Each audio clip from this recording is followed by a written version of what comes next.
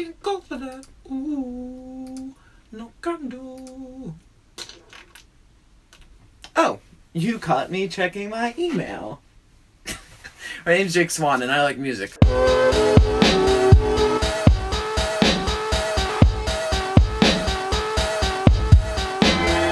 All right. There are a new batch of singles that I would like to talk about, so let's talk about them. The first song that I would like to opinionate for you is Friend Zone by Thundercat. This is, of course, the LA funk musician that we all know and love from especially his work with Kendrick Lamar. He has his fourth studio album called Drunk that's set to come out on February 24th of this year, 2017. And there's a new single out, Friend Zone. There's a few other songs that have been released as well. Yesterday I saw a tweet from Stereo Gum that used the word dizzy to describe this song, and I totally understand that like dizzying effect that you get from this song. It's a like confrontational funk song that really like messes with you as far as the instrumentation. Thundercat's really making a point here about that dreaded friend zone, and it's not in a pity sort of way. So I respect that, and it made me enjoy the song. And he's basically just saying like, if you're with me, you're with me. If you're not, you're not. Even making the statement, I've got enough friends. Back to that dizzying effect though. It's like partway through the beginning of the song, sounds like an iPhone going off, and the way they mix it in with the arpeggiated synth, it like creates this disorienting effect, but not really like an overly trippy way. It's just it's interesting. I really liked it. It's almost like this auditory foreshadowing, sort of like the issue that's going to be discussed in the lyrics ties in with, our interactions with our cell phones, I guess. It's one of those songs for me that really nails such a specific sound that it feels like it's already a hit. Like it was a hit in previous decades. It's like a musical deja vu, if you will. I'm strongly anticipating the full album, but this song alone I would give an 8.1 out of 10. It was just really solid. The next song is Kinda Bonkers by Animal Collective. This is definitely an Animal Collective song.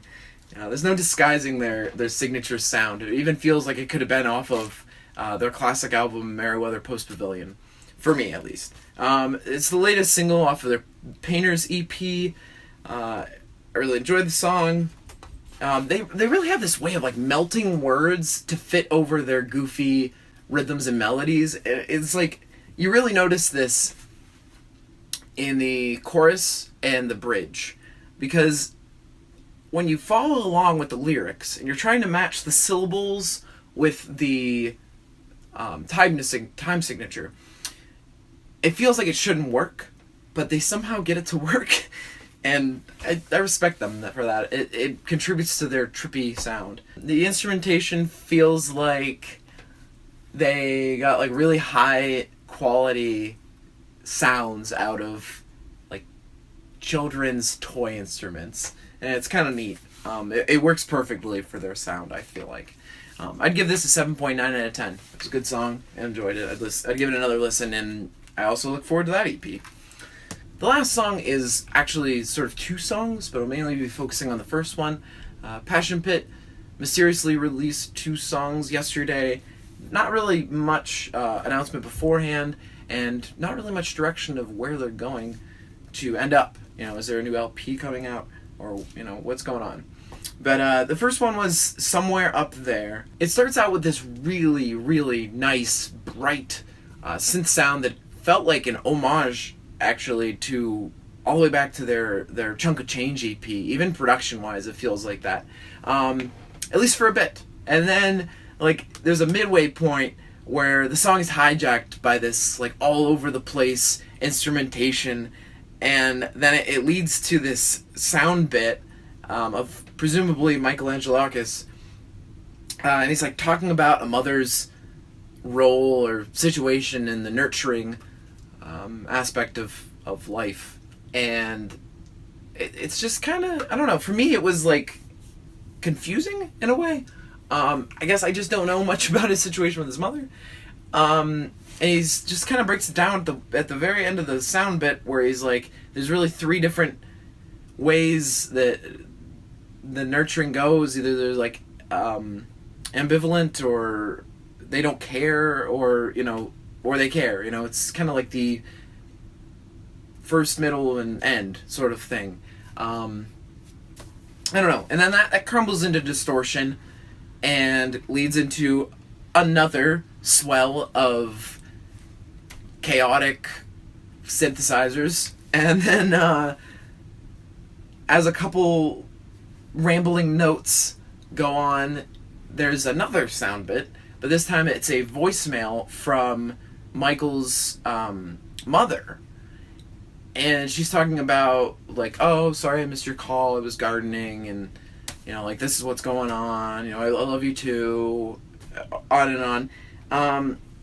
So, all that together with the lyrics, I really have mixed feelings about it. It's like, lyrically, he's talking about, the different internal struggles that he has, as he has in previous Passion Pit songs. Like, he addresses, like, guilt and misplaced blame and his mental disorder, of course, and perhaps relationship problems, both romantic and with his family. So, yeah, like, the 2 spoken portions of the song obviously paint this picture of some sort of strained situation with his mother in one capacity or another. But on the other hand, the music feels very spur of the moment and not planned out. Like I said, the intro really got me hooked, and I was super pumped just listening to it, and then it like fell flat in a way. I don't know if that's connected to the lyrics, if that was what he was going for, like this almost like symbolism, like the music reflects the lyrics. I guess if he's going for that, then I give him a little more kudos. The second song was Inner Dialogue. I liked it, but just liked it. I didn't love it. It's an instrumental, slightly more unique, but still as forgettable as any other like electro pop dance song. I can't say that I would like Shazam it if I was out somewhere and heard it at a restaurant or whatever. I'd give somewhere up there a 7.8 out of 10. I liked it. It just kind of leaves me in this quandary. I guess if I could maybe interview Michael Angelakis about it, maybe I would give it a higher rating because I'd be able to appreciate it more. I had a lot of questions, and it wasn't a mystery that I could embrace, I guess. That is all for those songs. I hope you enjoyed that, and bye.